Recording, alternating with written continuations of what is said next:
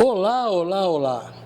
Estou sendo recebido por uma pessoa maravilhosa. Vocês vão conhecer a história de superação de um forte atleta, um atleta que participou de seleção brasileira em mais de uma modalidade, um super campeão. Roda a vinheta!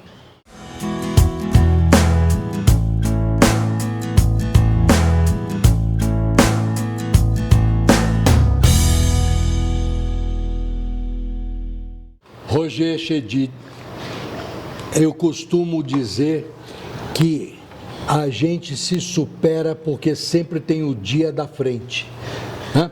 E o passado passou. Com certeza, o passado só serve para a gente aprender lições maravilhosas e para crescer. Com certeza. E você começou muito cedo. Eu costumo, olhando a sua história, pensar assim: como se joga tempo fora e como se aproveita o tempo. Porque com 6 anos você começou a fazer futsal. Exato. E aos 10, no futsal já estava em que? Já era a Seleção Paulista de Futebol de Salão. Seleção Paulista de Futebol com 10 anos. Porque eu aprendi muito cedo. Primeiro que eu nunca levei desaforo para casa. Então sempre quando eu era desafiado, eu tentava fazer daquilo uma força para que eu pudesse crescer. Então, com 6 anos de idade, eu lembro que eu andava no círculo militar, numa turma muito grande. E uma vez, aquela coisa, eu era sempre o menor da turma, e para o ímpar, escolhe teu time, e um cara olhou para mim e falou assim: não escolhe ele não, que ele é chutar vento. E aquilo ficou na minha mente, que eu fiquei com uma raiva. Que eu fiz? Eu ganhei um livro do Pelé, e eu comecei a estudar pelo livro do Pelé, como jogar, como chutar a bola, tudo. E sempre fui muito dedicado. Então eu sempre usava essas coisas para eu poder crescer e me tornar o melhor daquilo que eu podia. Quem que te incentivou para fazer Eu acho que salto? as companhias que a gente tem são muito importantes. Então a gente tinha esse grupo de amigos do Círculo Militar, onde era uma turma grande, eu era um dos menores. E no verão, os pais deixavam a gente no clube e ficavam na piscina, comendo. E a gente ficava lá num grupo de umas 30 crianças. Eu era um dos menores, aí apareceu no verão um negócio chamado saltos ornamentais. Aí eu nunca mais esqueço, aí só que eu não tinha idade. Eu era muito novo e estavam todos os meus amigos lá pulando na piscina, saltando, eu na grade do lado da minha mãe chorando. Porque eu queria estar com meus amigos, não queria estar saltando, eu queria estar com meus amigos. Aí ela chamou o professor e falou assim: ó, ele aqui está chorando, não para de chorar, ele que é tanto. Tem como ele fazer uma aula? Aí o professor lá, chamado Gabino Alarcon, falou assim: deixa ele fazer uma aula experimental, né? Quem sabe? Aí minha mãe era brava, pôs o dedo assim na minha cara, nunca mais esqueço. Ó, eu vou deixar você ir. Só que você vai obedecer o professor. Se você desobedecer o professor, você nunca mais entra. E aí tudo que ele mandava eu fazer, eu fazia. E Gabino passa uma história com você longa, né? Então, mas antes de falar onde ele foi contigo, eu quero só andar mais um ano. Com 11 anos, você já vira vice-campeão brasileiro com 1 ano de esporte? Esse moço aqui fez a lição de casa, hein? Ele está sabendo melhor as minhas histórias que eu. Então, aí esse cara se tornou meu treinador, né? E aí eu comecei com 7 anos de idade a saltar. Então eu fazia os 2 esportes ao mesmo tempo, saltos e futebol de salão. Aí com 10 eu fui seleção paulista de futebol de salão. Aí com 10 anos de idade, tem uma história muito legal, que eu fui participar do meu primeiro campeonato paulista de saltos ornamentais e fui penúltimo colocado. Aí é o que eu sempre falo: na vida você passa por obstáculos onde você pode parar e desistir, ou você pode usar aquilo como um instrumento para treinar mais, lutar mais, para conseguir passar por cima desses obstáculos. Aí eu passei a treinar mais ainda. Aí no ano seguinte, no mesmo campeonato paulista, no mesmo local, eu já era um ano mais velho, tinha 11 anos de idade, eu fui vice-campeão paulista. E no Sul-Americano? Aí 3 meses depois eu fui para o Campeonato Brasileiro, onde eu não era favorito. e consegui me tornar entre 21 saltadores na piscina do Maracanã. E eu fui vice-campeão brasileiro numa prova onde meu treinador falou: se você entrar entre os 10, você ganha uma Sunga Speedo, que na época pra gente era como se fosse um Rolex. E surpreendentemente eu fui vice-campeão brasileiro. E no mês seguinte, aqui em São Paulo, na piscina do Ibirapuera, com a minha torcida enorme, porque estava do lado de casa, estava meu pai, minha mãe, meus tios, meus amigos de escola, meus amigos do clube. Eu fui campeão sul-americano, salto sul-americano. Como é que era chegar na escola, fazia o que nessa ocasião? A sétima série, por aí? Não. Oitava? Nem isso. Nem isso? Eu acho que eu estava 10 anos de idade. Acho que era a terceira, quarta série. Como é que era entrar na sala de aula com as medalhas? Você podia nem ir com a medalha, mas vários colegas seus sabiam da proeza. Eu acho que dali em diante o pessoal tinha um respeito muito grande por mim. Mas é engraçado, porque hoje em dia eu vejo que é muito diferente da minha época. Porque na minha época não tinha esse negócio de YouTube, de Instagram, WhatsApp. Então todo mundo era atleta, todo mundo tinha que fazer esporte. Sim. Então era uma coisa meio que normal. Tudo bem, eu era campeão, então eu tinha mas todo mundo era atleta, então... E os professores deixavam você dar uma olhadinha para o lado nas provas ou te exigia mais ainda? Não, acho que era normal. É normal? Igual todo mundo. Bacana. Aí passa um pouquinho mais de tempo, só mais um pouquinho, Gambino com você. Gambino comigo. Gambino com você. Aí, quem não conhece São Paulo, havia um play center, um parque muito grande, na marginal do Tietê. Com foca, com golfinho, com túnel do amor. Trem fantasma. Mas também montam uma torre com 24 metros para se jogar lá de cima. Eu vou pedir que quem está nos assistindo vá até a janela, se mora num prédio, se for no 7º ou 8º andar, olhe para baixo. E aí? É uma história também. Então, eu tinha 14 anos de idade. 24 metros. 24 metros de altura. Não pretendia saltar, porque todos os saltadores têm medo dessa altura. Só que aí era uma equipe, a gente começou a fazer show de aqualoco na mesma piscina dos golfinhos e das focas. E aí, dentro do contrato que a gente tinha com o Play Center, a equipe, sempre tinha que ter alguém saltando no show. E só tinha um cara que saltava. E ele tinha uma equipe de 10 saltadores, e eu era o 11º, eles iam cortar um. E por eu ser o menor, eu tinha certeza que eles iam me cortar. Para eu não ser cortado, o que eu pensei? Vou ter que me jogar lá de cima. E aí, com 14 anos de idade, eu comecei a saltar, fazer meu primeiro, que chama hoje de high dive, né? High dive, eu saltei exatamente. de 24 metros. E aí, quando o titular do show não estava, aí saltava eu. Uma pergunta.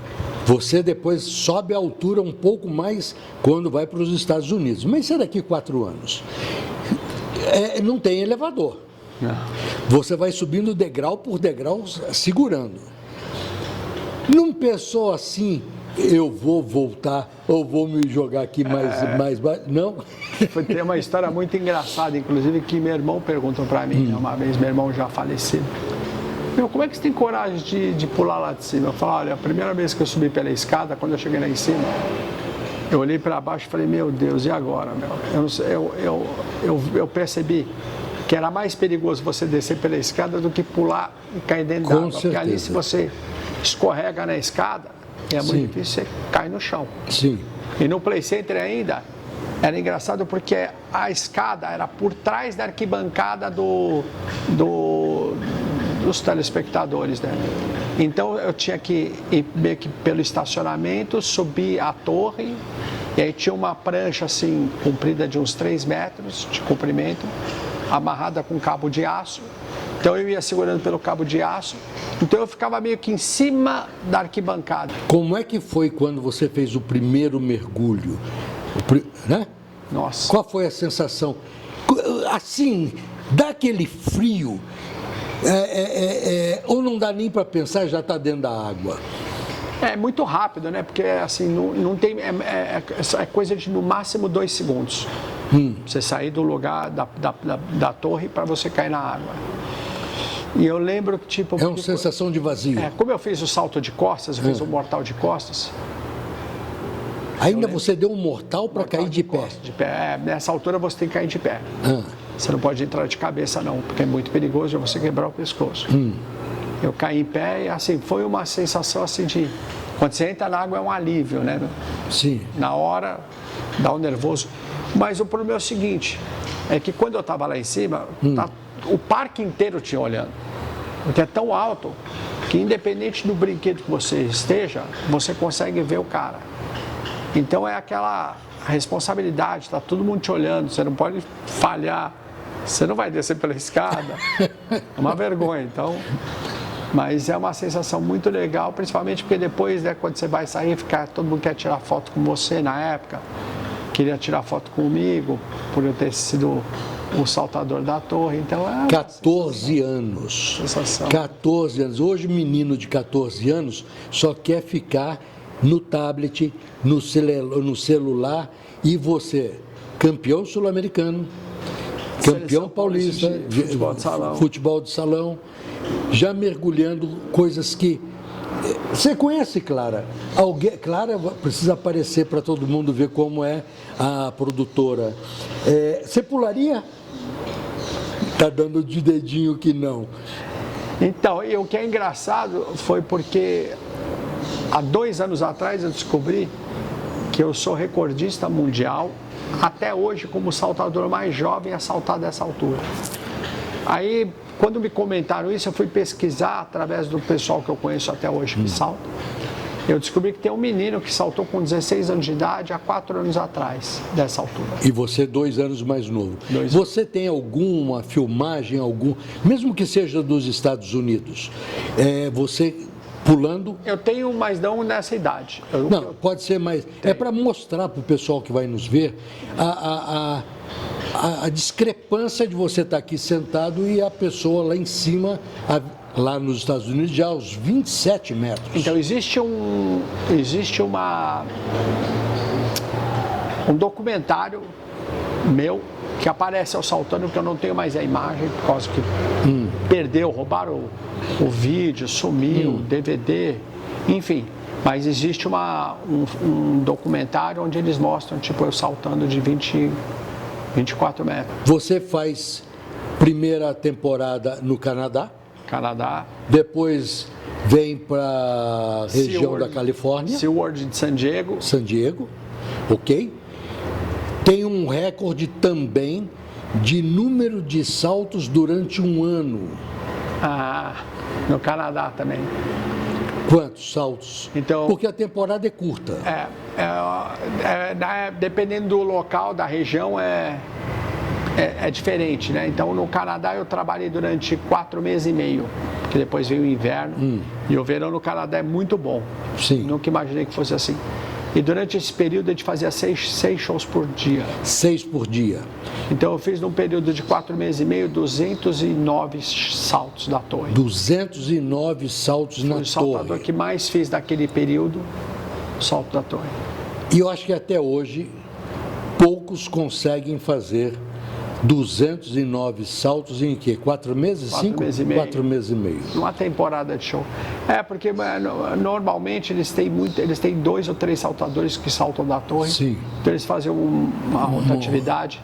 E outra coisa também, hoje não tem muito mais shows aquáticos como tinha antigamente. Sim. Agora, pensando bem, como hoje existe uma equipe de saltadores que competem mundo afora, e hoje, para você, a competição de high dive exige que você faça 3 saltos diferentes. Então, você acaba tendo que treinar, óbvio que você não dá para você treinar todo dia e fazer 5, 4, 5 shows de 27 metros, que é muito perigoso, é muita pressão, é muita... O vento interfere? Interfere e qualquer acidente que você tiver, tchau. Sim. Você não sobrevive. Sim. Teve algum incidentezinho no mergulho desses? Então, é muito engraçado. Chega uma época que se torna tão fácil para quem está saltando lá de cima, depois de 100 saltos. Me perdoe, eu acho que o mais chato é subir 27 metros na escada. Porque para descer... É medo, dá medo. Você tem que tomar muito cuidado com a subida. Então, eu tive um acidente que quando eu entrei na água, eu entrei tão bem, e quando você entra, você faz o que eles chamam de scoop, você entra indo para frente, justamente para você não atingir o fundo, principalmente em shows aquáticos, nessas piscinas que são de 3 metros de profundidade. 3. Isso no começo do show, no Canadá. Era 3 metros de profundidade, só que conforme você vai saltando, a água vai saindo. Sim. Quando chega no final do show, já tem meio metro de água a menos na piscina. E aí eu entrei e quebrei o ralo da piscina com o pé. Eu não consegui fazer o scoop. Quando eu fui fazer o scoop, meu pé entrou dentro do ralo. Ficou preso? Fiquei preso com o pé no fundo da piscina. Aí, óbvio, no desespero, eu meti o pé esquerdo no chão e arranquei o pé direito dentro do ralo. E aí subi. E não tirou o dedão fora? Não, cortou a parte do dedo, cortou lateral. Mas não perdeu o dedo? Não, por causa do plástico. Nessa hora que você estava com o pé preso, ninguém percebeu? Não. Porque é tudo muito rápido, né? Muito rápido. Então, tinham 2 coisas muito legais que a gente fazia em 2 shows diferentes. Aqui no Play Center, tinha um dos saltadores, ele era mais velho, bem mais velho que eu tinha na época 14, ele devia ter uns 32. E ele fazia comédia, e ele era moreno, totalmente diferente de mim, moreno, forte, um mulato, bonito. E o que a gente fazia? Quando eu entrava na piscina, dos 24 metros, quando eu entrava na água, o que acontecia? Ele, do lado da piscina, tinha uma piscina dos golfinhos de stand-by. Então eles puxavam os golfinhos para lá. Então o que ele fazia? Ele entrava por aquela piscina, quando ele entrava, a gente trocava de posição. Ele ia para o meu lugar e eu ia para a piscina dos golfinhos, saía por ali, por trás do backstage e subia no palco. Então, quando tá aí, então vamos esperar se ele acontecer alguma coisa com ele ou não. De repente, ele saiu da água assim, tipo, todo mundo olhava, ué. Mas não é esse. Então, tipo, pulou um branco, subiu um preto, né? O pensamento deles. Aí, quando eles estavam, todo mundo meio que olhava e ele aparecia assim, dando tchau pro pessoal, olhava e começava a rir. Aí eu aparecia no palco agradecendo, né? Então ficava aquela coisa É um passe de mágica, né? Que o cara tá no palco, de repente aparece no fundo da plateia. O cara, além de pular lá de cima, ainda tinha que sair por trás, fazer uma mágica para sair no palco. Lá na Califórnia, muito sorvete. Muito. E aqui eu vou falar para o Bruno do Coelhinho arranjar um pote de sorvete para que a gente possa saborear. Vou falar para ele, é lá de Porto Seguro, ele já está em Vitória, está em Vila Velha, está em Belo Horizonte. Bruno, quando você vem agora em maio, esse mês que já estamos, traz um pote de sorvete que eu quero que o nosso amigo Roger... Vou mergulhar no pote. De colher, com Renata, sua irmã, seu sobrinho... Eu salto de 24 metros de um pote.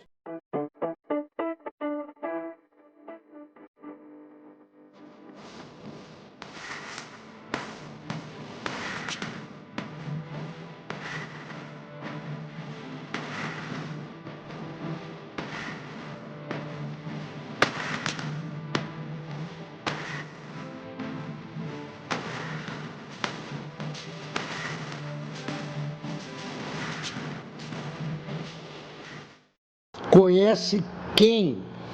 Nos Estados Unidos? Sim, que fazia toda a coreografia de um ídolo, uma outra lenda. Então, na verdade, o que acontece? Depois da minha temporada de shows aquáticos, quando entra no inverno, não dá mais para saltar, acaba a temporada. Aí eu fui para uma academia, voltar a malhar, mudei para Los Angeles. Aí, toda a academia, quando você entra, eles perguntam, né, se você faz alguma atividade física, você já fez algum esporte, eu fiz saltos ornamentais, karatê. E tudo nos Estados Unidos é karatê. Tudo que usa kimono eles chamam de karatê. Nós temos a karatê aqui, quando eu fui ver, tinha um negócio chamado Hawaiian Kempo. Sim. Kempo havaiano. Aí me apresentaram o treinador, o mestre que dava aula lá, que era um cara, nunca vi coisa igual. E ele, na primeira aula que eu fiz, quem foi dar aula lá foi o mestre dele, que era amigo particular do Bruce Lee. Bill Hilsack. Bill Hilsack. E assim, esse cara mudou minha vida, não só na parte técnica, mas na parte mental. O Bill de abrir ou minha o seu mente, técnico? de abrir minha mente em poder... O Bill? É o Bill. Sim. O Bill e automaticamente esse mestre, que era um guatemateco, que esse cara, eu vi ele fazer coisas que... Pra você ter uma ideia, esse cara foi considerado mais rápido que o Bruce Lee. Vão dar risada do que eu estou falando, mas o cara é um fenômeno.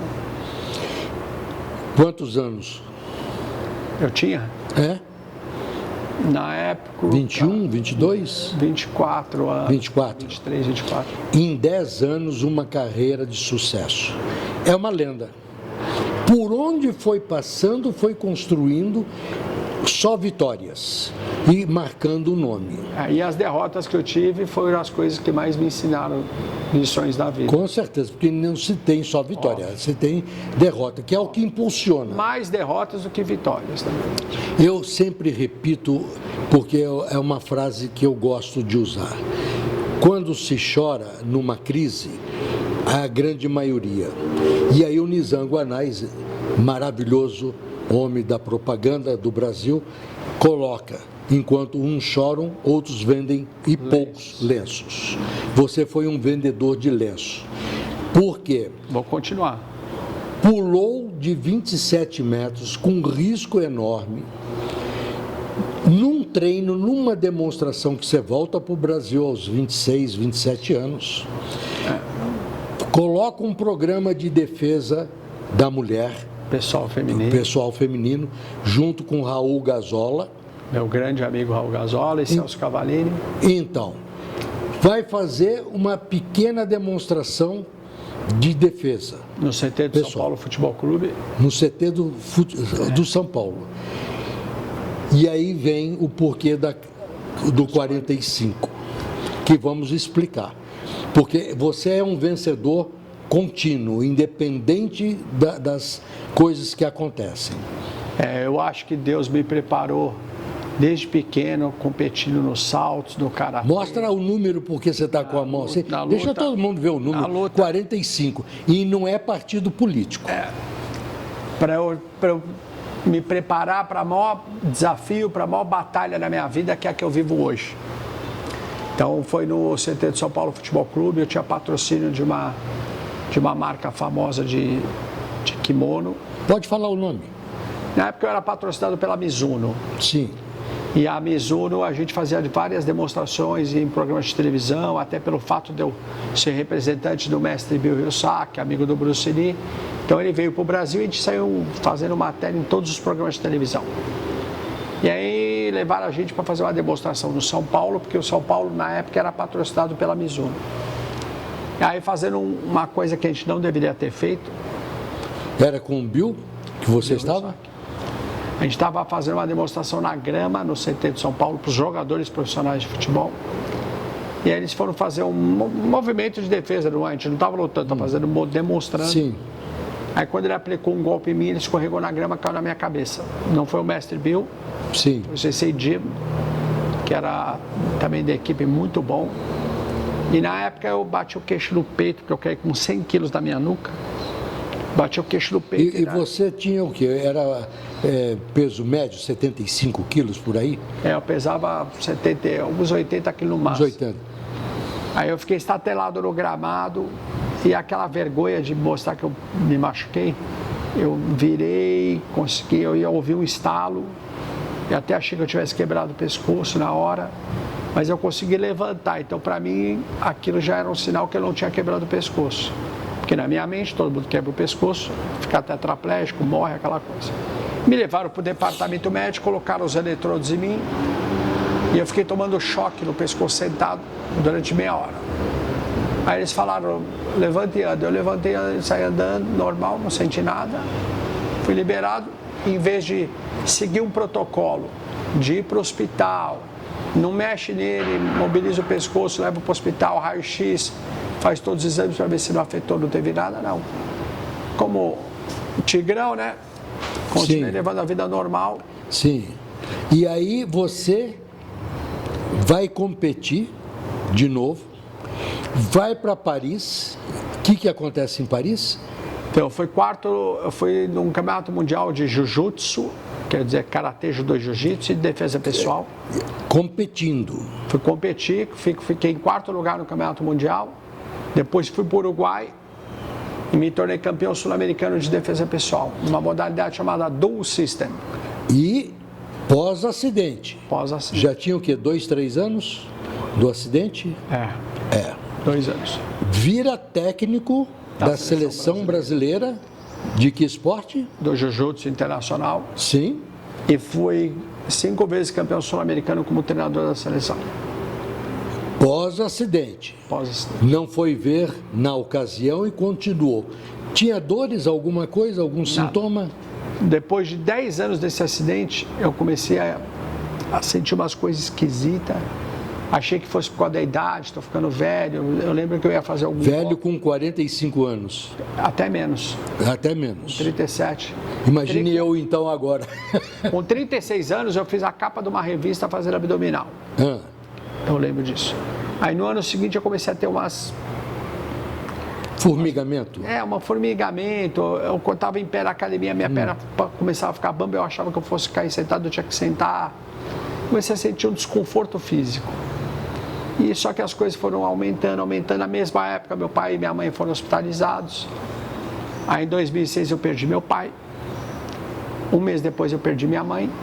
Só drama. Só eu estava mal, meu lado esquerdo do corpo tinha paralisado. E eu achava que fosse de fadiga, cansaço, estresse. Aí fui no médico para ver o que eu tinha. Os médicos falaram que pelas sequelas eu podia estar com esclerose múltipla. Entramos num batalhão de exames, viram que eu tinha uma compressão na medula. Eu não era para estar andando. Pela ressonância eu era para estar morto ou tetraplégico. Os médicos falaram, continua fazendo o que você está fazendo. E eu continuei dando aula, continuei trabalhando, me dedicando, só que eu fui piorando. Isso com diagnóstico de esclerose múltipla. Mas entramos num batalhão de exames e viram que eu não tinha esclerose múltipla. Mas eu tinha uma compressão na medula que eu não era para estar vivo. E eu continuei. Quando chegou em 2012, eu já não aguentava mais. Eu estava corcunda, de bengala, não conseguia mais andar. Não conseguia... Um atleta que sabia do potencial e foi sentindo perder toda a força e mudando o corpo. Total. Como é que é passar por um momento desse e estar aqui dando exemplo? Então, na época, eu já tinha conhecido Jesus. Então, para mim, isso me ajudou muito. Eu via que Deus ele tem um propósito para tudo nas nossas vidas. Muitas vezes você não entende o porquê que você está passando pelo que você está passando. Mas para você chegar no propósito, você tem que passar por um processo que muitas vezes é duro e árduo. E foi aos poucos, aí quando foi em 2012 eu não aguentava mais. Aí eu tive um tete-a-tete com Deus que eu falei, cara, nunca bebi, nunca fumei, nunca usei droga. Sempre desde pequeno, quando eu fui campeão de saltos e seleção paulista, puseram meus tios, um tio meu, que eu tinha um carinho enorme por ele, tio Sami, que já está com Deus. Ele põe na minha cabeça que eu queria ser um exemplo. E eu queria ser um exemplo, e então nunca bebi, nunca fumei, nunca usei drogas, para ser esse exemplo que eles gostariam que eu fosse. E você foi? E de repente me vejo nessa situação onde eu não consigo fazer nada. Aí eu falei, Deus, ou me leva, ou me cura.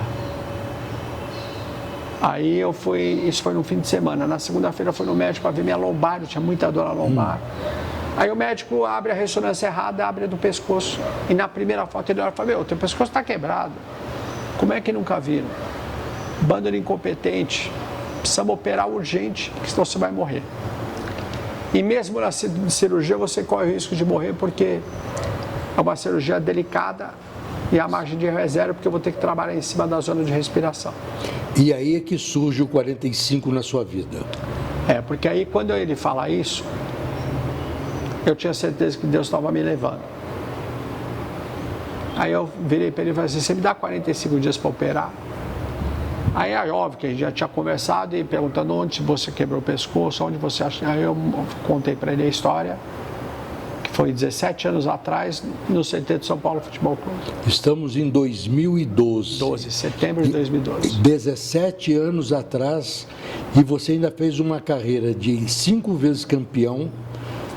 Como treinador, quarto lugar em Paris, mundial, desenvolvendo uma carreira e dando exemplo, mostrando quem é Roger Chedid e se superando. Então eu virei para ele e falei, você me dá 45 dias para operar? Ele falou, que ele está 17 anos com o pescoço quebrado, que é 45 dias? E aí eu fui viver meus últimos 45 dias de vida. E você escreve um livro depois com o título... Meus últimos 45 dias. É 100% recomendável, por isso que eu estou olhando para cada um das pessoas que estão nos assistindo. Leiam o livro, que eu já li. E o que é que você fez nesses 45 dias? Então, eu fiquei muito com meus familiares. Eu viajei com meu irmão menor, que é a pessoa com quem eu mais me identifico, porque ele queria... Na verdade, ele já tinha feito um convite para... Vocês são em quantos irmãos? Nós éramos em 5 irmãos. Eu perdi um há 2 anos atrás, que teve um infarto, ficou 1 ano e meio em estado vegetativo, onde eu tive o privilégio e o prazer de cuidar dele durante 1 ano e meio, até ele nos deixar. E aí eu fui viajar com meu irmão menor para Dubai, Catar, Barcelona, Paris e Milão. Por quê? Porque meu irmão é empresário de jogador de futebol e na época ele queria que eu acompanhasse ele, mesmo porque ele não fala inglês, eu falo inglês fluente, para ajudar ele na venda de jogadores para fora do país. E você, quando chegou nos Estados Unidos para começar a fazer o high dive, falava muito bem fluente o inglês? Tupiniquim. Era um tupiniquim. E agora é fluente. Que ótimo. E ele continua... Empresariando jogador. Continua? Continua. Então dá o nome dele para... Regis Marques. Regis empresário Marques. Principalmente dos jogadores que vêm do Uruguai, Paraguai, Argentina, Chile. Ele muito bom. Vamos divulgar também, né? Uma família do esporte. Então, o que foi muito legal, que como ele na época, ele era agente dos 2 primos do Messi, Max Biancucci e Emanuel Biancucci. Um jogava acho que no Vasco, outro jogava no Bahia. E aí, através deles, o pai do Max Biancucci estava em Barcelona. E era engraçado que muitas coisas que aconteciam comigo na época, eu achava que fosse um presente de Deus antes de eu ir embora. Inclusive, um belo dia, estamos tomando café da manhã no hotel, e o pai do Max e do Messi passaram 3 dias direto com a gente almoçando, jantando, tomando café da manhã. E um belo dia, o Messi aparece lá para nos visitar. Que você tem a foto que eu já vi. Nós tomando café com ele, batendo papo, ele assinou várias camisas para o meu irmão, para as pessoas que meu irmão queria presentear quando eu chegasse no Brasil. Então foi uma coisa maravilhosa. Você fala de dar exemplo. Não precisa nada além do que você já fez, porque tudo que você fez é um exemplo. Para os seus amigos de escola com 8, 7 anos, 5 anos, com 12 anos, aos 14 mostrando uma superação incrível. Eu não vou ser cortado, vou manter a minha posição, mergulha de 24 metros. Mostra nos Estados Unidos. E eu tenho certeza que você deve ter influenciado vários atletas de salto a seguir a sua carreira. Eu acho que sim. Eu acho que sim. Tem um cara que eu tenho até orgulho de poder representá-lo hoje. E a gente teve um reencontro muito bacana. É um palestrante motivacional, trabalha muito nessa área de emoções, chamado Paulo Alvarenga, PA. Sim. Então o PA, a gente se reencontrou faz uns 5, 6 anos atrás. E quando a gente se reencontrou por acaso, através da minha irmã e da esposa dele, aí ele veio falar para mim, você não vai lembrar de mim, mas quando você saltava no Juventus, eu comecei a saltar e olhava para você, eu queria ser igual a você. Eu falei, uau. Vários, pode ter certeza que você fez isso. E hoje fico feliz de você estar aqui me ajudando. Até hoje eu faço parte da equipe dele de palestrantes, porque eu acho que já que Deus tem um propósito, hoje eu entendo o propósito, que Ele me forjou a vida toda para que eu estivesse pronto. E eu acho que as nossas histórias têm que servir como exemplo para as pessoas, não só as boas, mas as ruins também. Eu não tenho vergonha de falar hoje as deficiências que eu tenho, para que as pessoas possam parar de reclamar e ver a vida de uma maneira diferente da maneira que a gente... Ver da maneira mais verdadeira e não idealizada. Para de se vitimizar, entendeu? Porque parece que só acontece com eles e não. Sim. Nós temos um amigo em comum. Paulo Zorello. Espero que ele não tenha raiva de mim. Não vai ter. Mesmo porque, numa luta, ele conta que depois ele até janta com o adversário dele. Isso eu não sabia. E foi o único que ganhou dele numa carreira de mais de 60 lutas. E você estava do outro lado. Era um inglês. Conta esse episódio. Nossa, isso aí foi... Por acaso, foi num encontro nacional de artes marciais. E ele não sabe que você estava lá. Então, foi uma coisa assim, sem querer. Foi no encontro nacional de artes marciais do ginásio do Ibirapuera, onde eu fui com a equipe de Kempo Havaiano. E a gente ficava junto com o pessoal do jiu-jitsu, que a gente tinha uma parceria com o pessoal do jiu-jitsu, até pelo fato do, né, com o mestre Celso Cavallini, Otávio de Almeida, eram meus parceiros, o Fernando Yamazaki, Marcelo Matias, os mestres. A gente viajava junto pelo jiu-jitsu internacional. Então a gente estava sempre junto. Aí, como eles sabiam que eu falava inglês, me chamaram, o dono do evento me chamou e pediu para eu se eu não podia ficar como tradutor do inglês. Aí eu fui no vestiário. Lutador de kickbox, que é peso super pesado. O Paulo Zorello, mestre Paulo Zorello. E aí eu estava conversando com ele, na época eu não conhecia o Paulo Zorello. E ele começou a conversar uma história triste que ele começou a me contar, tipo, o que fizeram com ele aqui no Brasil, que trouxeram ele sozinho, largaram ele no hotel, não tinha lugar para treinar. Fizeram pouco caso do inglês, ele comentando comigo, começou a me dar, como é que fazem isso com um ser humano, né, com um lutador? Porque eu não gostaria que fizesse isso comigo também. Eu fiquei bravo na hora. E eles pediram para eu ficar no corner dele. Aí quando Isso não é culpa do Zorello, é da produção. Vamos estabelecer os limites, né? Em hipótese alguma. Aí eu peguei e subi no ringue e eu sempre fui muito estrategista. Eu sempre gostei de estudar o adversário. Tanto assim que você foi 5 vezes técnico da seleção brasileira. Eu sempre gostei de estudar o adversário, montar uma estratégia, ver os pontos fracos e passar o que ele deveria fazer para ir lá ganhar qualquer luta. Isso no mercado business a gente faz isso. Você estuda teu adversário, vê os pontos fracos, prepara a estratégia. E aí no primeiro round eu vi que toda hora que ele ia para cima do Zorello, o Zorello recuava. Porque Zorello subiu de categoria. Ele era pesado e estava no super pesado. Então eu não sabia. Aí quando acabou o primeiro round, que ele chegou para mim e falou assim, olha, o Zorello está com um certo receio. Com um certo receio de você, então o que você faz? Toda vez que você vai para cima dele, ele vai para trás. Aí quando você volta, ele volta. O que você vai fazer? Vai para cima e não vai. Então quando ele vai para trás, quando ele voltar, você senta a mão. Que você vai pegar ele. Bingo. Então o Zorello está lutando, quando ele vai para cima do Zorello, o Zorello vai para trás, o Zorello viu que ele não foi. Quando ele voltou, ele entrou o jab, ele começou a bater, entrou na jugular do Zorello. Ele conta isso, eu tenho isso gravado. Ele conta que ele nem viu que a hora que ele percebeu já estava na contagem entrou por de baixo, 9. pegou bem na jugular, e quando bate na jugular, o que acontece? Você comprime a carótida e para o fluxo de sangue para o cérebro, que a pessoa tem uma queda de pressão na hora e apaga. E ele fala que só viu o juiz marcando 9 na frente dele, Fui nocauteado, eu não sabia o que tinha acontecido. Graças a você, você entrou na história do Zorello. Coitado. E ele tem uma história para contar que da única derrota. E você estava no corner do adversário dele, do inglês. E se você ver no filme, eu mal comemoro.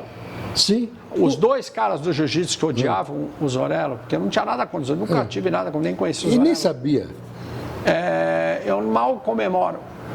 Eu comemorei, óbvio, comemorei porque eu estava no corner do inglês, mas não comemorei de raiva ou de ódio, como tinha o jiu-jitsu com o kickboxing na época. Com as eram adversários E hoje o kick, sobre a presidência dele, que ele é presidente da Confederação Brasileira de Kick, é um esporte que tem crescido muito. Ele sempre foi muito profissional, muito bom em tudo que ele fez. Muito bom. O Zorello, admiro Olha muito que o trabalho fato que enriquece mais ainda a conversa de duas lendas, Paulo Zorello e Roger Chidid. Zorello, me desculpa mais uma vez. Nós vamos tomar um café juntos os três e vamos registrar esse encontro. Em revê-lo, só não guarde mágoas e nem me empurre, por favor. Muito bom, muito bom. Roger, eu só posso dizer que é um orgulho estar com você. Prazer é todo meu. É um mimo, aonde eu coloco que é em reconhecimento à sua jornada heróica e inspiradora. Eu já tive o prazer de entregar a algumas pessoas, mas a sua jornada 100% é heróica e inspiradora. E eu tenho certeza que todos estão sentindo o mesmo sentimento que eu tenho. Fico muito agradecido, lenda. Muito obrigado, fico muito feliz. Isso aqui vai para minha estante. Obrigado. Uma forma de agradecimento. Espero que através da minha história eu possa ter ajudado as pessoas que estão nos assistindo. Com certeza ajudou e vai ajudar, porque é perene. Muito obrigado, um beijo a todos vocês que estão nos assistindo. Quero agradecer mais uma vez pela... E Patrício, né? Origem no Líbano, os dois. É verdade. Obrigado. Valeu, galera. Fiquem com Deus.